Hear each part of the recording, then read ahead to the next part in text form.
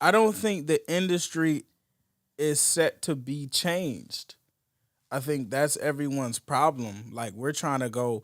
Imagine walking into another nigga house and saying, "Well, I think this should be this way, and I want this like this, and you should get this color couch, and you need to let people." And that nigga gonna be like, "Who built this house? Me or you? Me? All right then. So if you want to be in this house, these are the rules of this house." So I'm no longer trying to change the industry. I'm just building the shit that's conducive to what I want to build. But the industry is like, bro, they built all the infrastructure. You can't expect to use a nigga infrastructure and then tell him how they gonna utilize it. So when I work within the industry, I work within the means that work for me because they want to do business with me. But I'm not going to change the way they do their business because that's they shit. They established that and they built all the infrastructure for it.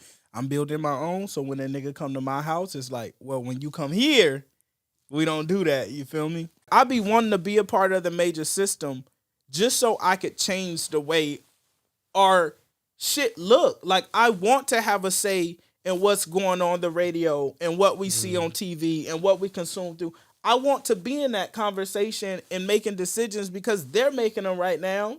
And we getting fucking, if I could at least get a Lauryn Hill here and there, then I feel like I'm doing a part. So I'll be wanting to go into the major side, but it's just like, that shit not built for a nigga like me. I don't wish for nothing I'm not willing to work for. When you got $1 million, you can invest in several things. So when you choose to allocate your million, it's just interesting. And everybody in on it. Because I be hearing the radio. Right. I leave the radio on when I take my daughter to school sometimes just to hear what's coming. And it's like, bro, somebody's playing. There's somebody in there who don't care about us. I'm just going to say that much. Right. Somebody in there don't care. I'm not even going to say about us. Somebody in there don't care. They just making their money and buying their shit and take care of their family, but they don't care. Man, that shit interesting, but I get it. It's a business. But it's like, no. It's not. No, this is our life. People was being robbed on various levels, like, when you pay for a show, you're supposed to get a show. And there was a time you did. Right. Like, there was a time, if you a rapper, you can't go out there with your lyrics over the beat.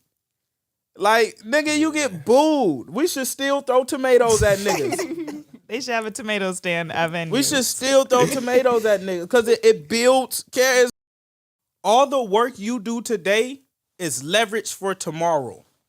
Anything you do today is leverage for tomorrow. If you do it today, tomorrow you can go to a nigga and say, "Oh yeah, I did that and I grossed this." And now you have the information to show a nigga this so he could be like, "Shit, well, I mean, that makes sense. I'll get," right? Everything you do today is leverage for tomorrow. So even if it's some shit you don't want to do, nigga, leverage. You can only leverage what you have too. And that's what we learned early. Early when we was going into a lot of the meetings, I didn't have true leverage. My leverage was just based on, nigga, I know I'm going to do it, right? It was like, nigga, y'all know who I am. Why you playing? You know I'm going to do it, right? And that's cool leverage, but it's not finite, where it's like proven. Right. But after you do it, your leverage becomes like, nah, just go legit, look. You seen that last? And we film everything. Everything is documented. I just recently signed a deal. I found out a way to remain independent, but get the same backing that I needed from a major, but I didn't have to go to a major. How did you find them? Who are they? Live Nation. One of my homies, he from Fairfield. His name is Dom, and he was working at Golden Voice prior, and he ended up moving to Live Nation. And before he moved over there, he told me, he was like, "Man, I want to try to set something up." And I was like, at first I was like, "Nah, I'm not fucking with them," because, they own Ticketmaster, and I be seeing all the fee, and I'm just like, that shit, I don't like that shit. But I thought it was them, doing all that shit. But when I got to meet and sit down and speak to real people and see, like, the way we view these corporations from the outside sometimes is skewed.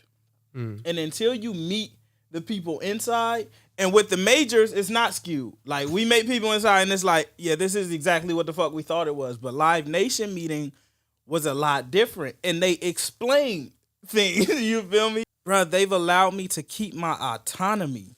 I didn't want to go major. I wanted capital, but I never wanted to give away like hella music or hell. I never wanted to. It was like, fuck, I'll have to.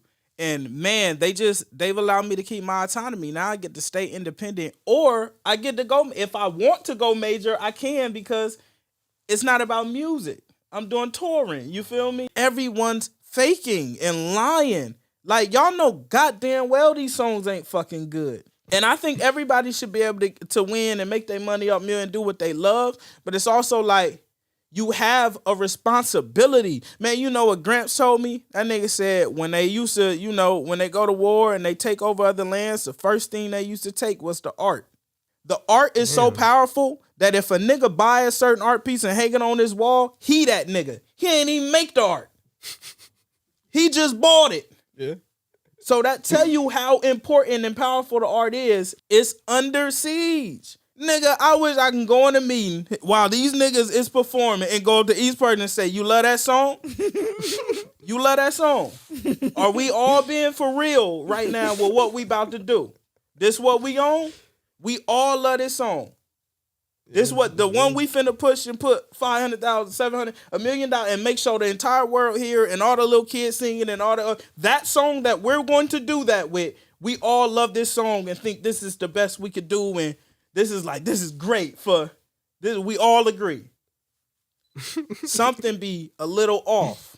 People was being robbed on various levels. Like, when you pay for a show, you're supposed to get a show. And there was a time you did. Like, there was a time, if you a rapper, you can't go out there with your lyrics over the beat.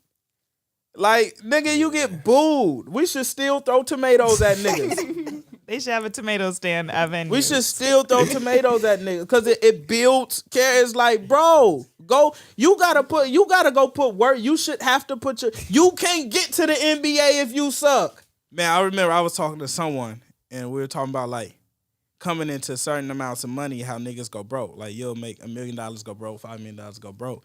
And he was like, man, you get money and you should only have to get rich once. And I was laughing because I'm like, you've never been rich. I'm willing to go broke as many times as I've have to get to where I want to get to. That's just something that come with that shit sometimes. You go look at anybody's story who really built something legendary. Look how many times them niggas went broke. Because it's like, you're not even really going broke. You just taking, like, you really handling business.